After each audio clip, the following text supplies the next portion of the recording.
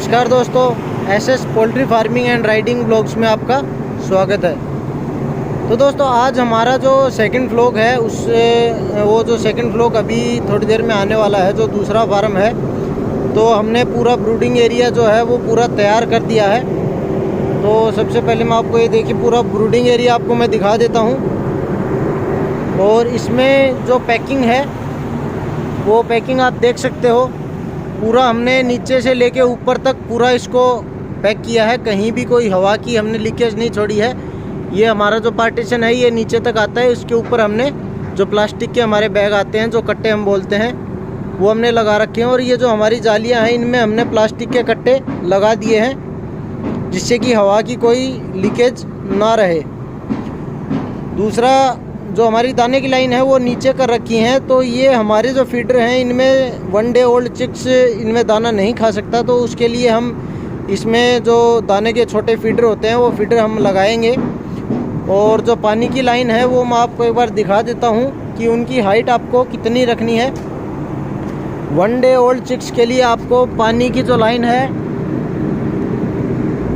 उसकी हाइट आपको, ये आप अपनी जो हथेली है उसको बंद करके और अंगूठा ऊपर करके आपको इतनी हाइट इसकी रखनी है। आप देख सकते हो, आपको 1 डे ओल्ड चिक्स के लिए आपको इसकी हाइट इतनी रखनी है।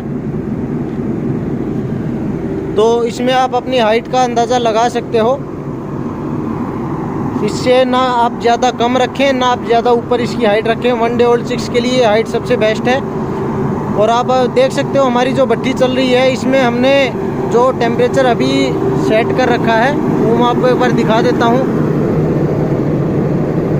ये जो हमारा है ये सेंसर ये काम करता है। तो इसमें हमने जो टेम्परेचर है वो हमने 95 डिग्री फ़ारेनहाइट का हमने टेम्परेचर सेट कर रखा है इसमें। तो जैसे ही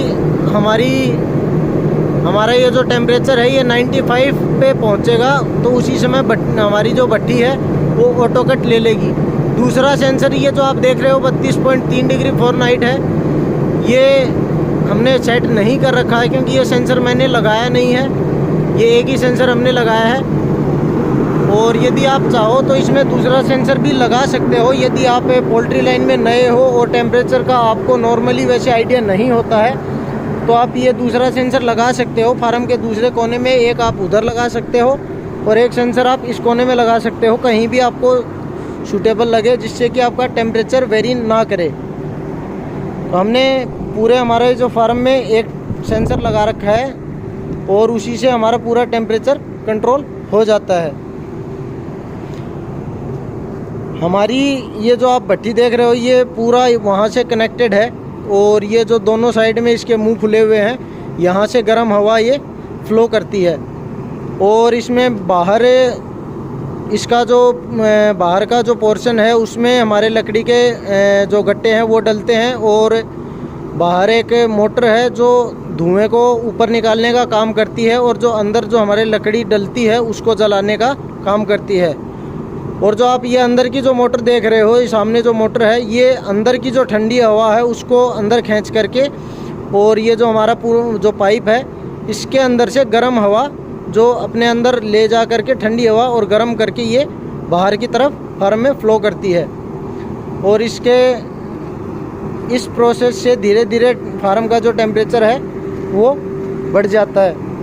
और जैसे ही हमने 95 डिग्री का जो टेम्परेचर है वो सेट किया है, जैसे ही वो टेम्परेचर बनेगा ये ऑटो कट ले लेगा। ये जो फ़ैन है हमारा ये बंद हो जाएगा अपने आप।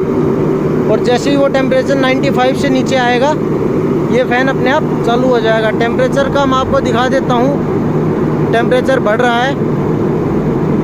84.7 डिग्री फ़ारेनहाइट टेम्परेचर है, धीरे धीरे ये बढ़ रहा है। 9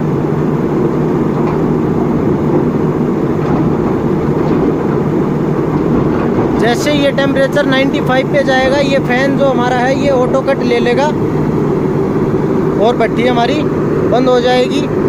बाहर की मोटर वो चलती रहेगी। ये 2 एम्पेयर की मोटर है और 2 एम्पेयर की बाहर की हमारी मोटर है। ये ऑटो कट लेती है, वो कंटिन्यू चलती है बाहर की, जिससे कि हमारे जो लकड़ी जो है वो उसका धुआं बाहर निकलता रहे। यदि वो बंद होगी तो धुआं अंदर ही रह जाएगा और वो लकड़ी आग छोड़ देगी। तो दोस्तों ब्रूडिंग एरिया में आपको इन्हीं कुछ छोटी छोटी चीज़ों का ध्यान रखना होता है।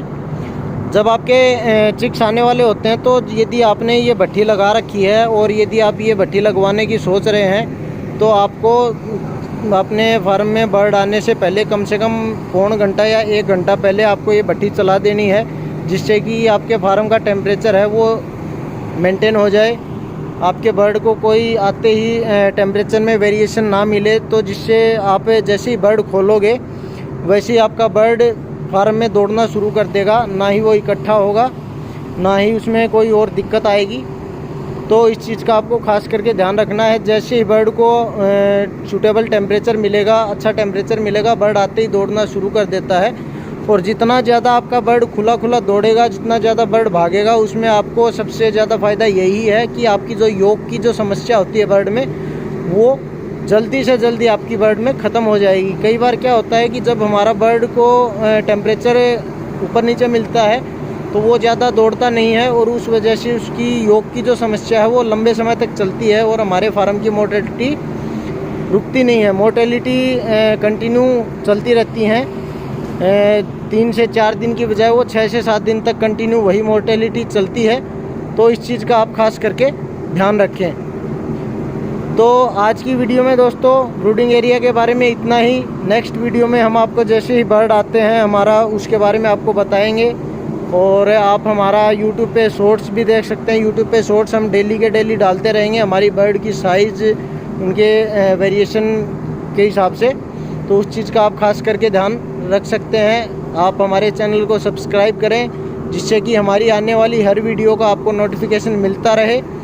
और यदि आपको हमारी वीडियो अच्छी लगती हो तो वीडियो को ज़्यादा से ज़्यादा लाइक करें, सब्सक्राइब करें। और लास्ट में जाते जाते मैं एक रिक्वेस्ट और करता हूँ कि हमारा जो कमेंट बॉक्स हमने खुला छोड़ रखा है वो इसीलिए छोड़ रखा है कि कोई पोल्ट्री फार्मर, कोई पोल्ट्री किसान, किसी को कोई हेल्प चाहिए हो तो वो हमारे पास कमेंट करके हमसे पूछ सके।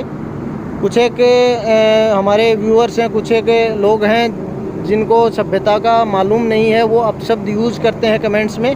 तो कृपया करके कमेंट्स में अपशब्द यूज़ न करें, उससे आप ही का अकाउंट ब्लॉक हो सकता है। तो यदि आपको कुछ पूछना हो तो कमेंट बॉक्स में कमेंट करें, अपशब्द का इस्तेमाल आप न करें। इसी के साथ अलविदा लेते हैं दोस्तों, धन्यवाद।